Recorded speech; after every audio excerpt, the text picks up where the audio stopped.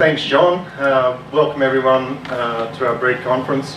It's great to see a good splattering of our membership here, some invited guests, and of course our speakers. Thanks to our speakers for coming.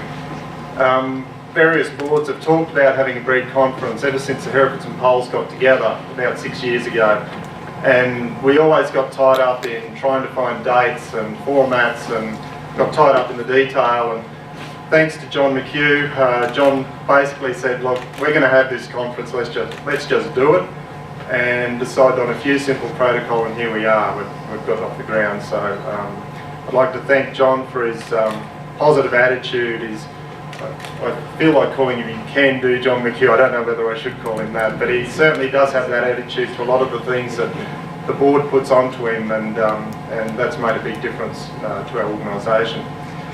I'd just like to make mention of a couple of special guests here today. Phil Barnett and Robert Kane from New Zealand have flown over to be part of our conference. So it's great to have you guys here. I can't just see you at the moment. I'm just over there. Phil's in charge of the technical committee in the New Zealand Hereford Association, so it's great to have you guys here.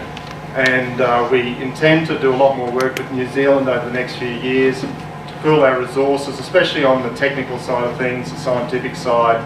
Our cattle have got close linkages, we have a lot of similar issues, and I think we can really achieve a lot more if we work together. So that's really good, and our exchange with New Zealand is just another thing that will help pull us together. I don't want to say too much, but for fear that some of the speakers later on will make what I say sound obsolete, but I think we operate in the beef cattle business, which is a business of small margins. And as cattle breeders, we often think that we just don't get quite enough of that pie, and we'd really love to get a bit more that either the feedlot is making, or a bit more that the processors making out of this product that we're producing. But the reality of it is there are no great margins anywhere in this business. And I know that the feedlotters are not making any return on their investment. People processing the beef are struggling with, I hear the dollar's about $1.05 today, so they're struggling in the international market. So if us as Hereford breeders want to make more out of our cattle, we've got to make them more productive. We've got to get our cattle so that they perform better for the feedlots.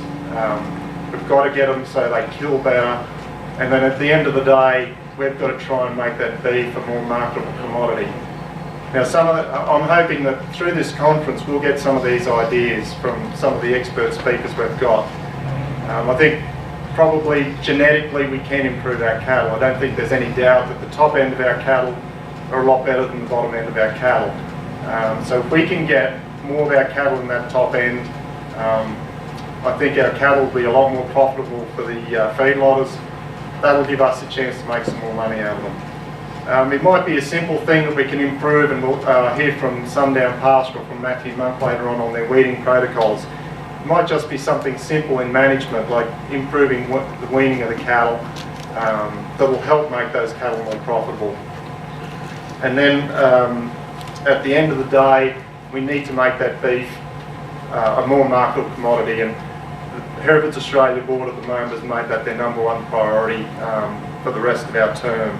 We're really going to concentrate on that end product and trying to make it a more profitable, a more marketable product for the processors.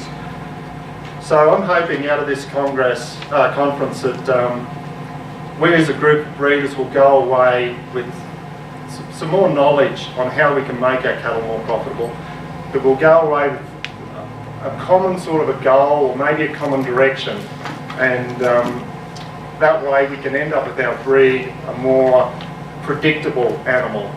If we're heading down the same track as breeders, we're looking at the same goals, and I'd hope that our cattle will come out of the end of that as a more predictable animal. And once again, that will make our cattle more profitable to the marketplace. I don't think there's too much else I want to say, except that we still have the second biggest breed in the country. There's a lot of strength in our breed. At times we feel like our loss of market share has really put us under the pump. But we have to realise that those top cattle are still there.